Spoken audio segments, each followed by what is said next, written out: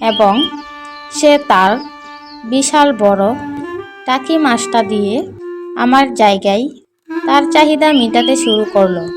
কিন্তু তার টাকি মাছটা এত বড় ছিল যে কোনোভাবেই পুকুরের মধ্যে প্রবেশ করতে চাইছিল না। হার্বাল সেন্টার থেকে কবির বলছি, যাদের টাইম খুবই কম, পাতলা, কোনোভাবে স্ট্রং হয় না, অনেক ঔষধ খেয়েছেন, কোনো কাজ হয় না, সংসার ভাঙার পথে, আপনাদের জন্য আজকের এই ড্রিঙ্কস এন্ড সিরাপ এবং ক্যাপসুল। আপনি মেডিসিন নিতে চান, নাম্বার দেওয়া আছে, এখনই অর্ডার করুন। আজকে অর্ডার করলে পেয়ে যাবেন আপনি ঘরে বসেই। বাংলাদেশের যে কোনো জায়গায় বা যে কোনো গ্রামে হোম ডেলিভারি দেওয়া হয় গোপনীয়তা রক্ষা করে। তাহলে আর দেরি কেন, এখনই কল করুন। যারা অধিক সময় স্ত্রীর সাথে সহবাস করতে চান, 40 থেকে 45 মিনিট, তাহলে এই ক্যাপসুল ও সিরাপটি নিতে পারেন। জিনসেন সিরাপ ও ক্যাপসুল। তাই দেরি না করে এখনই অর্ডার করুন। কিন্তু সে তার টাকি মাছ জোর কইরা প্রবেশ করাতে চাইল। এতে করে পুকুরটা অনেক বেশি কষ্ট পেল। দেখি তোমার মা বাবা আমাকে কি করে। তখন তার সাথে ঝগড়া বেঁধে গেল। এক পর্যায়ে আমি যখন চিৎকার করব, তখন সে আমার কাছে এসে আমার মুখে ধরে ফেলে এবং আমাকে ওখান থেকে একটু দূরে নিয়ে যায়। পাশে একটা দোকান ছিল, ওই দোকানটা খালি ছিল এবং সে আমাকে দোকানঘরের ভিতর নিয়ে যায়। অন্ধকার রাত, বৃষ্টি ভেজা, তাই কোনো লোকজনও দেখা যাচ্ছে না। এদিকে সে আমার মুখে ধরে ফেলে, তাই আমি চিৎকারও করতে পারি না। তখন ছেলেটি আমার মুখে ধরে দোকানঘরের ভিতরে নিয়ে আমার সাথে কুস্তি শুরু করে দেয়। এক পর্যায়ে সে আমার শরীর থেকে সব কিছু সরিয়ে দিয়ে আমাকে একদম মূর্তির মতো করে ফেলে এবং সে শরীরের শক্তি দিয়ে আমার সাথে পাশাপাশি শুরু করে দেয়। আমি একটা মেয়ে মানুষ, সে একটা পুরুষ, তার সাথে আমি কোনোভাবেই পারি না। এক পর্যায়ে সে আমার সাথে তার যত জ্বালা চাহিদা আমার সাথে মেটাতে চাইল। এই তো সেদিন 3-4 দিন আগে যে বৃষ্টি হয়েছিল, আমাদের এখানে প্রচণ্ড বৃষ্টি হয়। এই বৃষ্টির মধ্যে আমি মাছ ধরতে ভালোবাসি। আমাদের বাড়ির সামনে একটা ড্রেন আছে। বৃষ্টি হলেই আমি সেই ড্রেনে মাছ ধরতে চলে যাই এবং এটা আমার ছোটবেলা থেকেই অভ্যাস। এবং জালি নিয়ে যখন মাছ ধরতে যাই, তখন ভালোই মাছ নিয়ে আসি। সেদিনও সন্ধ্যার পরে, মোটামুটি সন্ধ্যা 7টা-8টার দিকে আমি জালি নিয়ে মাছ ধরতে যাই এবং সেখানে গিয়ে দেখি আরেকটি ছেলে সেখানে জালি দিয়ে মাছ ধরছে। আমি তখন বললাম, তুমি এখানে এসেছো কেন? এখানে তো আমি মাছ ধরি, তুমি এখান থেকে চলে যাও। তখন ছেলেটি আমার সাথে ঝগড়া বেঁধে যায়। ছেলেটির বয়স 20-এর মতো হবে। তখন আমি বললাম, তুমি ছেলে মানুষ, তুমি অন্য জায়গাতেও মাছ ধরতে পারো, কিন্তু আমি তো দৌড়িয়ে মাছ ধরতে পারি না। তাই তুমি আমাকে এই জায়গাটা দিয়ে দাও, আমি এখানে রেগুলার মাছ ধরি। তখন ছেলেটা বলল, তাই নাকি? তুমি যেভাবে বলছো মনে হয় তোমার এই জায়গাটা কাউলা করা। তখন আমি বললাম, দেখো, আমি কিন্তু কথাটা এভাবে বলিনি। আমি এই বাড়ির মেয়ে। এটা আমাদের বাড়ির সামনের রাস্তা, সরকারি রাস্তা, কিন্তু এই ড্রেনের মধ্যে আমি সবসময় মাছ ধরি, এটা আশেপাশের সকলেই জানে। এখন তুমি হঠাৎ করে এসে এখানে জালি ফেলতেছ, তুমি এখান থেকে চলে যাও, না হলে আমি মা বাবাকে ডাকবো। তখন ছেলেটি বলে, তাই নাকি? ঠিক আছে, ডাকো তোমার মা বাবাকে। আমার নাম রুজিনা, আমার বাড়ি কিশোরগঞ্জ জেলার কঠিয়াদি উপজেলা। আমার বাবা একজন সাধারণ কৃষক। আমার বয়স 16 বছর। বয়স 16 হলেও দেখলে মনে হবে 12 বছর এবং আমার ব্রেনও তত বেশি ভালো না। মা বাবা লেখাপড়া করার জন্য অনেক চেষ্টা করে, কিন্তু আমার লেখাপড়া ভালো লাগে না। সারাদিন দুষ্টামি করতেই আমার ভালো লাগে। মানুষের বাসা থেকে, প্রতিবেশীর বাড়ি থেকে আম চুরি করে খাওয়া, বড়ই চুরি করে খাওয়া, পেয়ারা চুরি করে খাওয়া আমার খুব ভালো লাগে। এর জন্য আমাকে অনেক শাসন করে। কিন্তু তারপরেও আমি এগুলো ছাড়তে পারি না।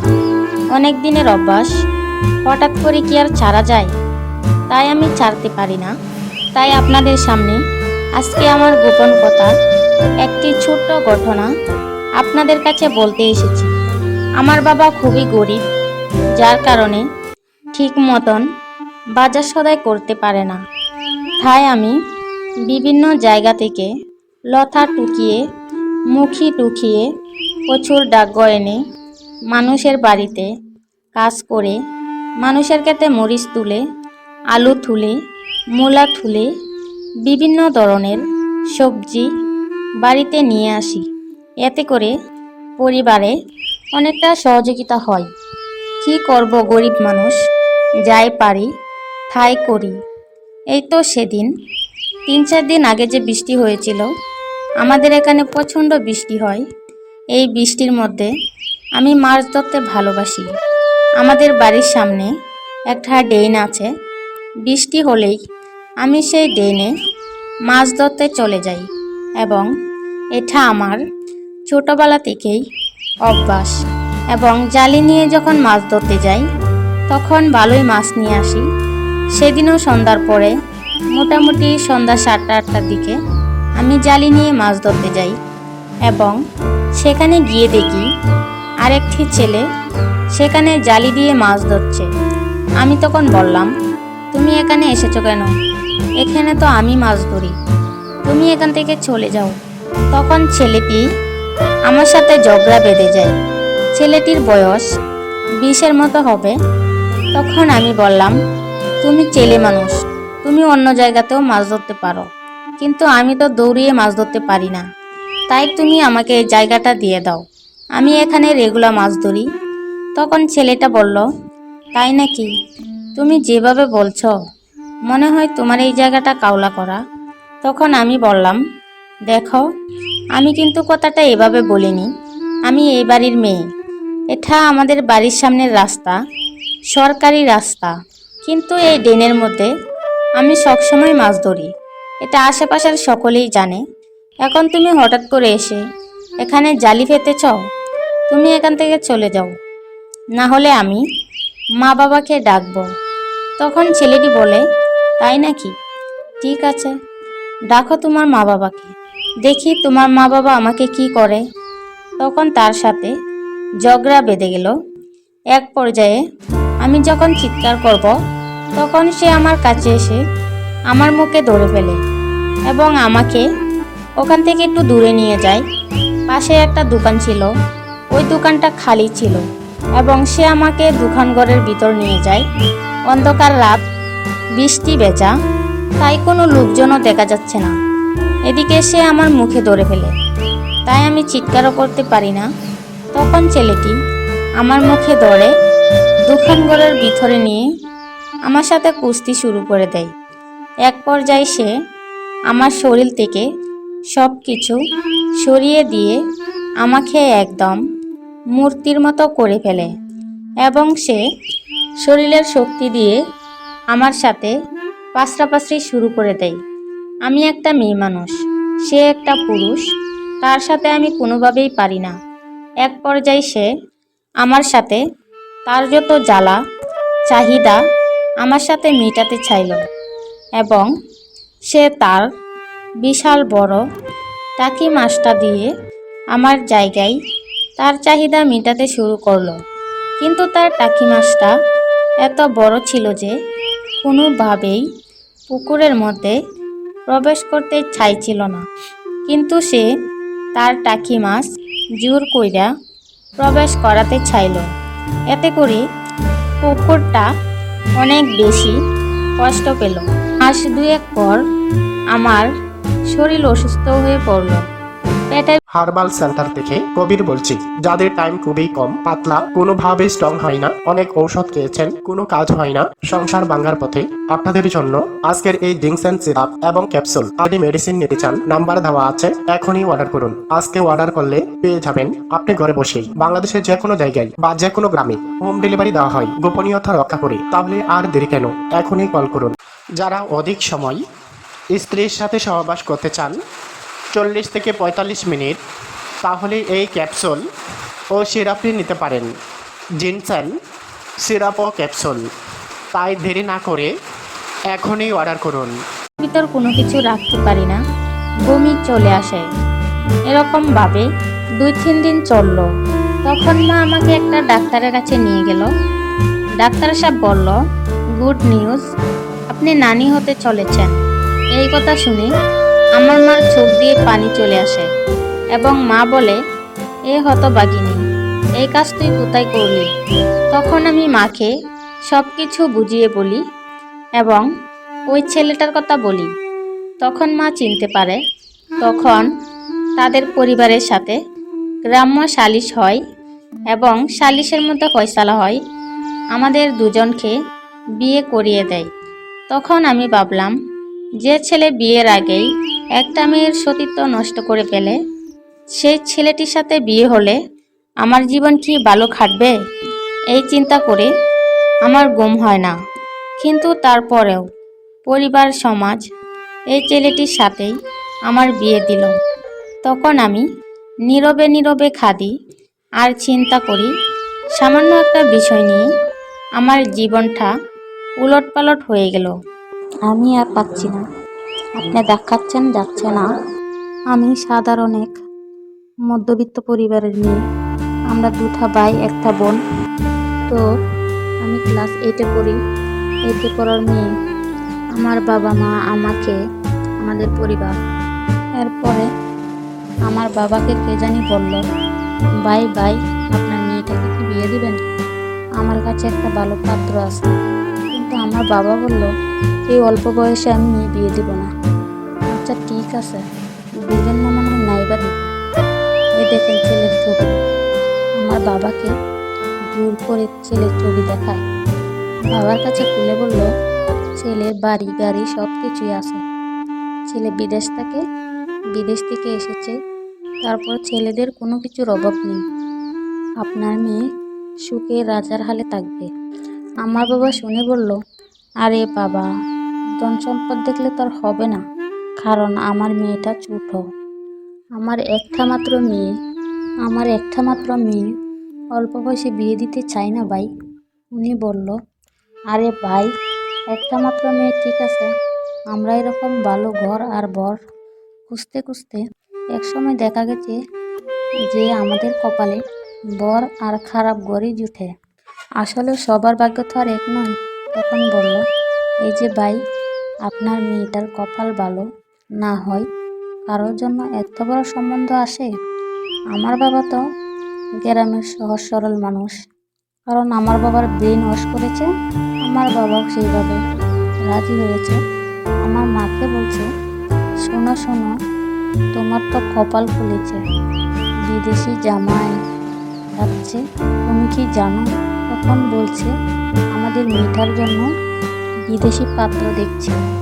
ছেলেদের ভারী ঘর বিল্ডিং সব কিছুই আছে, ছেলেটার একটুখানি বয়স বেশি।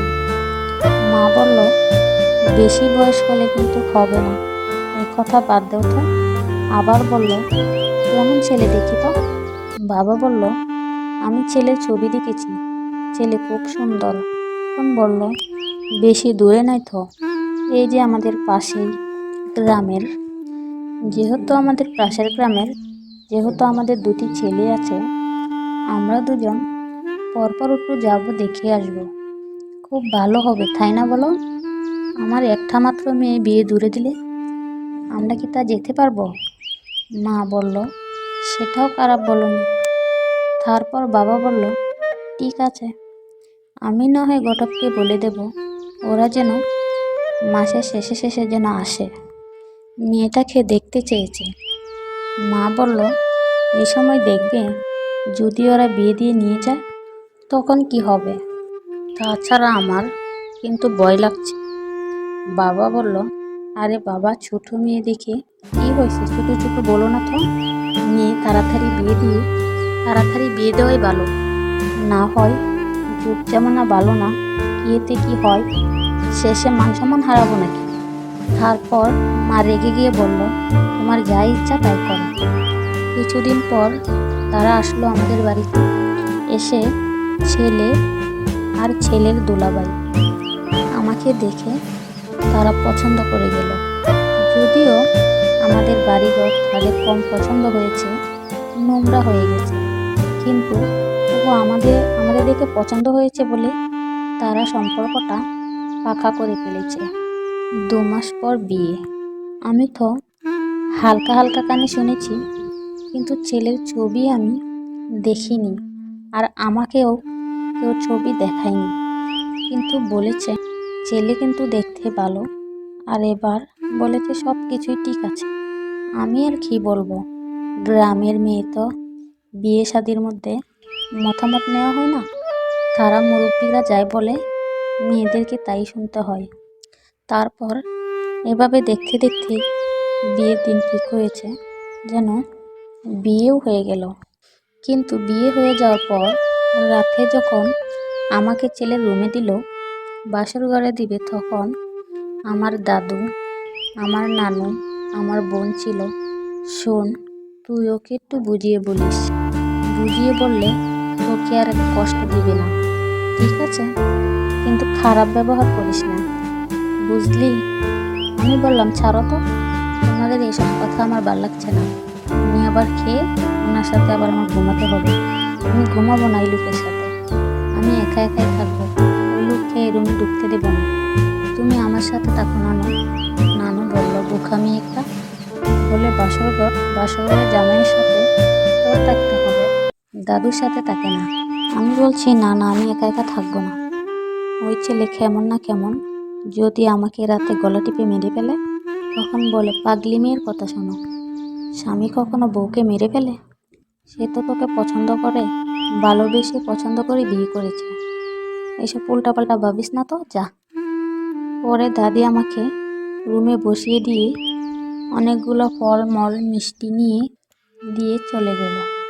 কিছুক্ষণ পর দরজার টকটকানি শব্দ শুনলাম। শব্দ পেয়ে আমি একটু ভয় পেয়ে গেছিলাম। তারপর দরজা খুলে উনি এসে খাটের উপর বসলো। মাথার থেকে টুপিটা খুলে ফেলেছে। খুলে ফেলার পর বলছে, তোমার কি খুব ভয় লাগছে? খুব কষ্ট হয়েছে এতক্ষণ ধরে বিয়ের শাড়ি পরে আছো? আমি তখন কিছুই বলছি না, শুধু মাথা নিচের দিকে করে চুপ করে আছি। তারপর বলল, বেশি খারাপ লাগলে গয়নাগাটিগুলো সব খুলে নাও, শরীরটা হালকা লাগবে। আর এই যে ফলমল দিয়ে গেছে, কি চেষ্টা পেয়েছে? পানি খাবে? আর এই যে মিষ্টি দিয়ে গেছে, মিষ্টি তো খেতে হয় তাই না? আমি বলছি আপনার ইচ্ছা হলে আপনি খান, আমি খাবো না। তখন বলল, বাবা, এত ছোট মানুষের এত রাগ করতে নিব। আজকে বাসর রাত মিষ্টি মুখ করতে হয়, আর মিষ্টি মিষ্টি কথা বলতে হয়। শুনে এক করে গাঁঠা জ্বলে যাচ্ছে। যে না লুক, আমি তার ছবি দেখিনি, এখন দেখি পাহাড়ের মতো একটা ছেলে। ওরে বাবা, এটা কি ছেলে না তাল গাছ? ওকে দেখেই আমার আত্মা শুকিয়ে গেছে। এখন যে কি করি, আমার একদম ভালো লাগছে না, মেজাজটা খুব খিটখিটি হয়েছে। আমি বললাম, আপনার ইচ্ছা হলে আপনি খান, নালে ঘুমান। হার্বাল সেন্টার থেকে কবির বলছি, যাদের টাইম খুবই কম, পাতলা, কোনোভাবে স্ট্রং হয় না, অনেক ঔষধ খেয়েছেন, কোনো কাজ হয় না, সংসার ভাঙার পথে, আপনাদের জন্য আজকের এই ডিংসেন সিরাপ এবং ক্যাপসুল। আপনি মেডিসিন নিতে চান, নাম্বার দেওয়া আছে, এখনই অর্ডার করুন। আজকে অর্ডার করলে পেয়ে যাবেন আপনি ঘরে বসেই। বাংলাদেশের যে কোনো জায়গায় বা যে কোনো গ্রামে হোম ডেলিভারি দেওয়া হয়, গোপনীয়তা রক্ষা করে। তাহলে আর দেরি কেন, এখনই কল করুন। যারা অধিক সময় স্ত্রীর সাথে সহবাস করতে চান, 40 থেকে 45 মিনিট, তাহলে এই ক্যাপসুল ও সিরাপটি নিতে পারেন।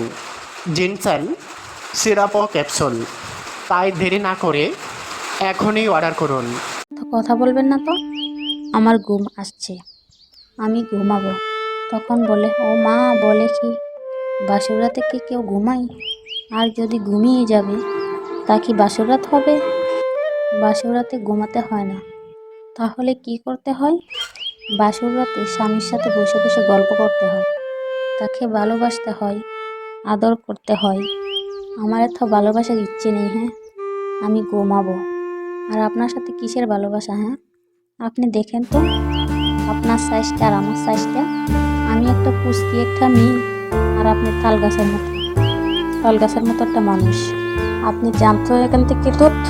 এই কথা বলে আমি ওইদিকে শুয়ে পড়লাম। তখনই বলল, আচ্ছা আচ্ছা ঠিক আছে ঠিক আছে, এত রাগ করতে নেই। আমাকে কি দেখে ভয় লাগছে? ভালো করে তাকিয়ে দেখো না, আমি মানুষ। আমি হয়তো হাইটে উঁচা লম্বা একটু বেশি হয়ে গেছি তাই। আচ্ছা ঠিক আছে ঠিক আছে, এত ভয় পাওয়ার কিছু নেই। পরে বলল, হাতে একটা মিষ্টি নিয়ে, আচ্ছা ঠিক আছে, মিষ্টিটা খেয়ে নাও আর একটু পানি খেয়ে নাও। খাওয়ার পর বলল, গয়নাগাটি খুলে ফেলল। তখন আমি খুলে ফেলার পর একটা সুতি শাড়ি দিল, পরবো।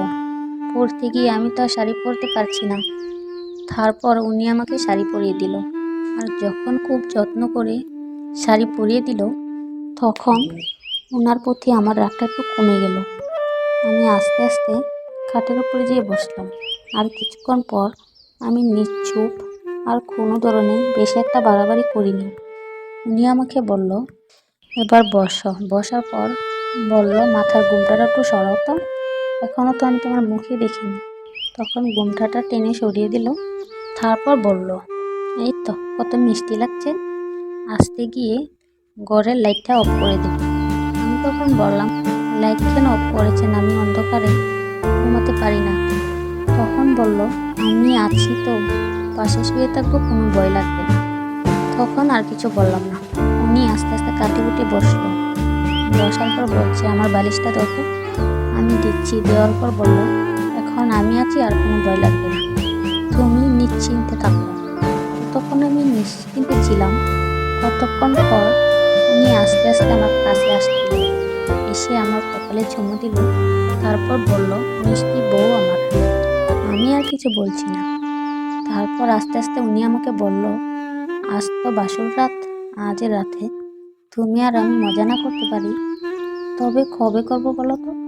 আমি ওনাকে জিজ্ঞেস করলাম, আচ্ছা বাসর রাতে কী মজা করতে হয়?